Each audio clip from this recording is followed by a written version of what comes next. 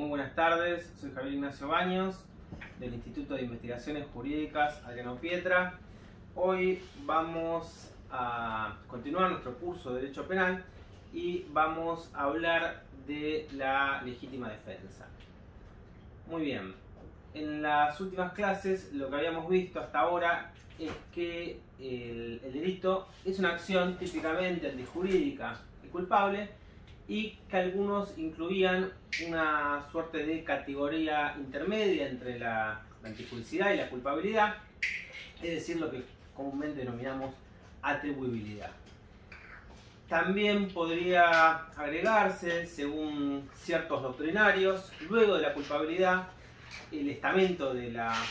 punibilidad, y conforme a esto último podría también hablarse del delito como de un injusto culpable y también punible. Además, una acción típicamente antijurídica, atribuible, punible y culpable sería en definitiva el concepto del delito según cierto, insisto, sector doctrinario. Vimos también que, esto hay que destacarlo, todas estas categorías de análisis son más que discutibles, son harto discutibles, son siempre provisorias. Hechas estas aclaraciones, entonces, no habría ningún problema, por lo menos desde el punto de vista metodológico, en tratar desde esta perspectiva y con fines evidentemente didácticos al delito como un injusto culpable, y luego tampoco habría ningún inconveniente en analizar el injusto como un choque de esa acción típica contra el ordenamiento jurídico. Desde esta perspectiva, las causas de justificación, insisto, podríamos decir que son algo así como permisos que nos da la ley para realizar acciones típicas. Estos permisos legales que en definitiva lo que hacen es que una acción que en principio es típica no sea a su vez antijurídica, es decir, que no contraste contra el ordenamiento jurídico. En el artículo 34 del Código Penal están contenidas, además de muchas otras, estas cuatro causas de justificación. En primer lugar, el estado de necesidad, la legítima defensa, el cumplimiento del deber y también el ejercicio de un derecho. En el caso del estado de necesidad, dice nuestro artículo 3, nuestro inciso 3 del artículo 34 del Código Penal argentino, que no es punible el que causare un mal para evitar otro mayor o inminente al que ha sido extraño. Muy bien, en rigor esta eximente no operaría como una causal de no punibilidad, sino antes bien, como decimos, como una causa de justificación. Según insistimos, esta causa de justificación lo que hace es eliminar el injusto por falta de antijuridicidad. El sujeto comete un mal, pero evita que se cometa otro mal mayor. Por lo tanto, se da, en el caso del estado de necesidad, una suerte de ponderación de bienes entre el mal que se comete y el mal que se evita. Sería el caso, por ejemplo, del cirujano que le corta una pierna al paciente para evitar la muerte de esta persona, porque, por ejemplo, es diabético, o el capitán de un barco que, en el caso de una avería, ordena que se arroje toda la carga al mar para evitar que el barco se hunda y que por lo tanto muera toda la tripulación. Como vamos a ver en un momento, hay una diferencia sustancial entre este estado de necesidad y la legítima defensa. Si bien ambas, como causas de justificación, como dijimos, eliminan la antijuridicidad de la conducta. La diferencia entre el estado de necesidad y la legítima defensa viene dada, como sabemos, porque en el caso de la legítima defensa hay una agresión ilegítima, y esta agresión ilegítima lo que hace en principio es que no sea necesario ponderar los bienes jurídicos en juego, es decir, en hipótesis, frente a un caso de legítima defensa se podría cometer incluso un mal mayor del que se evita, y también hay que hacer una distinción entre este estado de necesidad justificante, que opera como una causa de justificación, y aquel otro estado de necesidad disculpante, que en rigor es una causa de inculpabilidad. La diferencia entre estos dos últimos vendría dada por la ponderación de bienes. Si el mal que se comete es mucho menor al mal que se evita, habría un estado de necesidad justificante que elimina la antijuridicidad de la conducta y por lo tanto se elimina el injusto. Si el mal que se evita es igual al que se comete, o muy parecido, la eximente no opera a nivel de injusto, sino que se trata de una causa de culpabilidad. Sería el caso del médico que tiene que elegir entre la vida de un paciente o del otro porque no puede salvar a los dos al mismo tiempo. Tanto en el estado de necesidad justificante como en la legítima defensa, en ambos eximentes existe un fundamento común que se basa en la necesidad. Prácticamente, como decía el profesor Zaffaroni, se reconoce unánimemente en la doctrina la naturaleza justificante de la legítima defensa. Esto es, que se trata de una causa de justificación. Como dijimos al comienzo, todas las causas de justificación no son otra cosa que permisos legales para realizar acciones típicas. Para Hegel, si recordamos cuando estudiamos la teoría de la pena, el delito era esa negación del derecho, la pena era la negación del delito, la legítima defensa sería algo así como la negación del derecho y por lo tanto la legítima defensa sería una suerte, lo mismo que la pena en términos hegelianos, de una reafirmación del sistema jurídico. No nos podemos detener ahora en las teorías justas, útiles, mixtas, dialécticas, porque ya lo hicimos en el video que le destinamos específicamente a la teoría de la pena, pero según ya lo decía, como dijimos, como lo citamos Eugenio Raúl Zaffaroni en su viejo manual, el problema más complejo de la legítima defensa no sería tanto su naturaleza jurídica, que es una causa de justificación, sino más bien el fundamento de esta causa de justificación. Muy bien, ¿y cuál es el fundamento de la legítima defensa? El fundamento sería, por un lado, la necesidad de conservar el orden jurídico, pero también, por el otro, la necesidad de garantizar el ejercicio de los derechos individuales. Si ponemos entonces el acento en esa necesidad de garantizar el orden jurídico, enseguida podemos caer o podemos pensar que esta causa de justificación tiene un contenido que es eminentemente social, es decir, sería garantizar el orden jurídico de la sociedad, lo que algunos doctrinarios llaman seguridad jurídica, pero si al contrario, donde ponemos el acento es en la garantía del ejercicio de los derechos de cada persona, en los derechos individuales, esta causa de justificación adquiriría un contenido eminentemente de corte individualista. Por eso, en verdad, la realidad es que el fundamento parecería ser único, porque la realidad nos muestra que oponer intereses colectivos por intereses individuales parece más bien un sofisma, un tendencioso sofisma, ya que, como decía Fraga, ambos intereses se funden en un interés superior y axial, que es el bien común por lo menos considerado en términos aristotélicos. No, el individuo no puede vivir al margen de la sociedad y tampoco una sociedad podría ser siquiera pensada al margen de esos individuos que la componen. Por lo tanto, en definitiva, podemos decir que el fundamento de la legítima defensa es único, que nadie está obligado a soportar lo injusto y si se permite al titular de un bien que lo defienda frente a una agresión ilegítima de un tercero, es porque esto ayuda a preservar también la vida en comunidad. Cuando el ordenamiento jurídico no puede llegar o llegaría tarde, cuando el auxilio estatal llegaría de una manera perjudicial para este bien jurídico, se dice que esta eximente tiene entonces una naturaleza subsidiaria, interviene cuando no puede llegar el auxilio estatal. Con esto de la naturaleza subsidiaria, insisto, lo que estamos diciendo es que juega un papel importante o muy importante cuando el ordenamiento jurídico o el Estado llegarían demasiado tarde a preservar el derecho que es ilegalmente afectado de la víctima. Por lo tanto, como ya vimos, la legítima defensa comparte con el estado de necesidad la situación de defensa, y vimos también que la diferencia viene dada porque en la legítima defensa cabe hacer una ponderación de bienes, ya que la agresión ilegítima, por decirlo de alguna forma, desequilibra los platillos de la balanza. Así como decimos esto de que no existe en principio ponderación de bienes en los casos de legítima defensa, hay que aclarar que además la racionalidad opera siempre como una suerte de muro de contención. Siempre existe un límite en cualquier causa de justificación, que es justamente este de la racionalidad. El ejemplo de manual es el de la persona discapacitada, que tampoco puede dispararle a un niño que se le quiere robar una manzana, un paralítico que está en una silla de ruedas, por más que dispararle a ese niño sea la única forma de evitar el apoderamiento ilegítimo.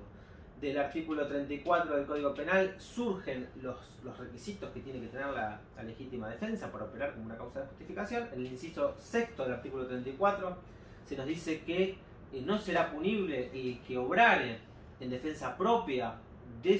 sus derechos o de los derechos de un tercero, siempre que concurran una serie de requisitos. Entre estos requisitos, la ley enumera, en primer lugar, la agresión ilegítima, la necesidad racional del medio empleado para impedir o repeler esta agresión, la falta de provocación suficiente por parte del que se defiende, y también agrega el Código Penal algunos supuestos de legítima defensa presunta. Esta legítima defensa presunta, según la ley argentina, se daría en el caso de quien durante la noche rechazara a un sujeto que escala o fractura los cercos o las paredes o las entradas de su casa, e incluso dice la ley, cualquiera sea el daño que se le ocasione al agresor. Esta expresión, por supuesto, hay que tomarla entre pinzas. Lo mismo dice la parte final del artículo 6 del Código Penal, cuando el que se defiende encuentra a un extraño adentro de su hogar, porque hay que ser muy cautos, muy prudentes. La jurisprudencia ha venido prestando cada vez más atención a estos problemas a la hora de interpretar estas presunciones legales, que incluye el inciso 6 del artículo 34 del Código Penal. En primer lugar, porque ya vimos que la racionalidad actúa como límite máximo de cualquier causa de justificación, es decir, ninguna justificación puede operar fuera de un marco de racionalidad. Pero además, por otra parte, a partir de la inclusión del plexo legal argentino, de los tratados internacionales de derechos humanos, por vía del artículo 75, inciso 22 de la Constitución Nacional, está claro que la protección de la vida humana se ha reforzado incluso frente a cualquier disposición en contrario que pueda contener el derecho positivo de rango inferior. Con lo cual, esta presunción legal y sobre todo la expresión cualquiera que sea el daño ocasionado al agresor debe ser interpretada con extremada cautela. La jurisprudencia, insisto, la jurisprudencia contemporánea suele también interpretar esta eximente de esta manera. Podríamos agregar todavía que algunos autores exigen la presencia de un aspecto subjetivo en las causas de justificación. En nuestra introducción al derecho penal, junto con el profesor Buján, explicamos por qué no estábamos de acuerdo con esta inclusión, y con la doctora Iorio también. Pero si en contra de lo que sostiene, por ejemplo, Maximiliano Rusconi, el gran catedrático argentino, se aceptara que en los tipos permisivos es exigible también un componente subjetivo, estaría claro que la legítima defensa requeriría como mínimo el conocimiento de esa situación de defensa. Por último, el artículo 34 también incluye otras causas de justificación. El inciso 4 dice expresamente que el que obrare en cumplimiento de un deber o un legítimo ejercicio de un derecho, autoridad o cargo no será punible, y está claro que se trata de dos causas de justificación diferentes. Por un lado, la llamada eximente del cumplimiento del deber, con todas las discusiones, con todos los matices doctrinarios que puede suscitarse en torno a este tipo de eximente, y que por supuesto excede las características de este curso, que es meramente introductorio. Basta para comprender la eximente que el policía que detiene a una persona que posee una orden de detención activa, que ha emanado de la autoridad competente, después competente, no comete ninguna acción antijurídica, lo mismo que el bombero que ingresa a un departamento a apagar un incendio, aun cuando formalmente pudiéramos suponer que viola un domicilio en contra de, por hipótesis, la voluntad del morador o del dueño o del propietario o quien vive en ese departamento. Por último, el ejercicio de un derecho. El ejercicio de un derecho como eximente sería algo así como una suerte de cajón desastre de todas las causas de justificación contenidas en todo el resto del ordenamiento jurídico. El artículo 19 de la Constitución Nacional dice que ningún habitante de la nación está obligado a hacer lo que la ley no manda, ni privado de lo que ella prohíbe, y por lo tanto no podría considerarse antijurídica ninguna conducta que pese a estar atrapada formalmente en alguna norma del Código Penal, es decir, pese a ser típica, esté de alguna manera autorizada tanto por el mismo Código Penal o por cualquier disposición del derecho positivo vigente. Ejemplo de esto último sería el derecho de retención del artículo 2587 del Código Civil y Comercial, unificado. En el viejo Código Civil de Vélez estaba contemplado en el artículo 3939, la ley 340, y según este nuevo artículo 2587, de acuerdo con la ley 26.994, todo acreedor de una obligación cierta exigible tiene la facultad de conservar en su poder la cosa que debe restituir al deudor hasta tanto le sea pagado, se le pague lo que se le debe en razón de esa misma cosa. Por ejemplo, si mi chapista no quiere devolverme el auto porque a su vez yo no le quiero pagar el trabajo que hizo sobre ese auto, ningún fiscal podría acusarlo de cometer el delito de retención indebida, por más, insisto, que se configure formalmente, en ese caso, una acción típica del artículo 173, inciso 2 del Código Penal. Si bien el artículo 173, inciso 2 del Código Penal,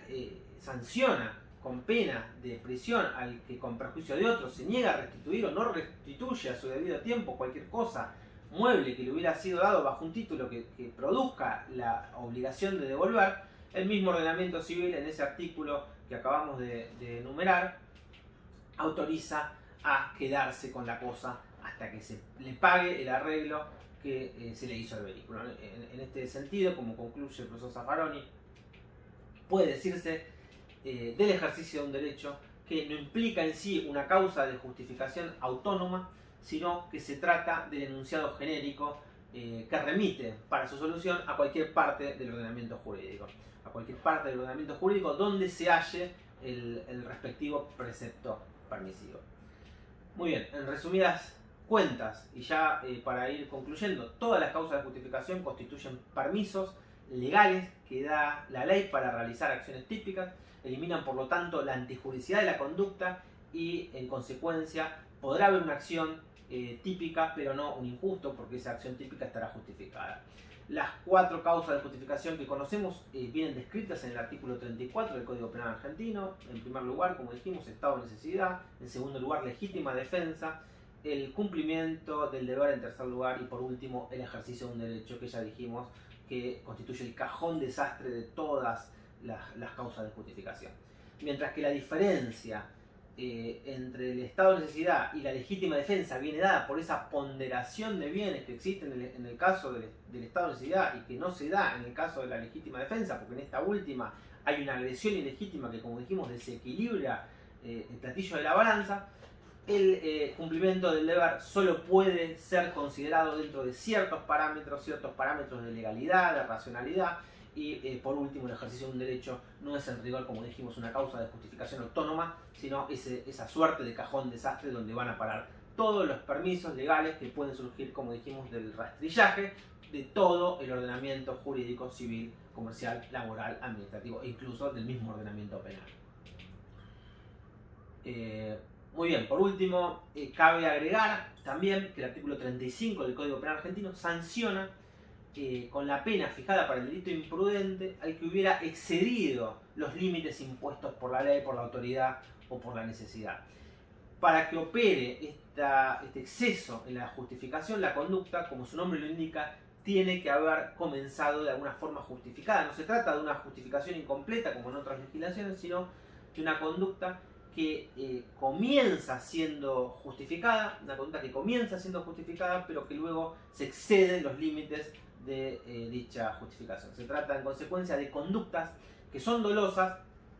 pero que poseen un menor contenido de injusto, porque en definitiva lo que poseen es una menor antijuricidad, y de ahí la menor pena que establece la legislación argentina. ¿Sí? Por ejemplo,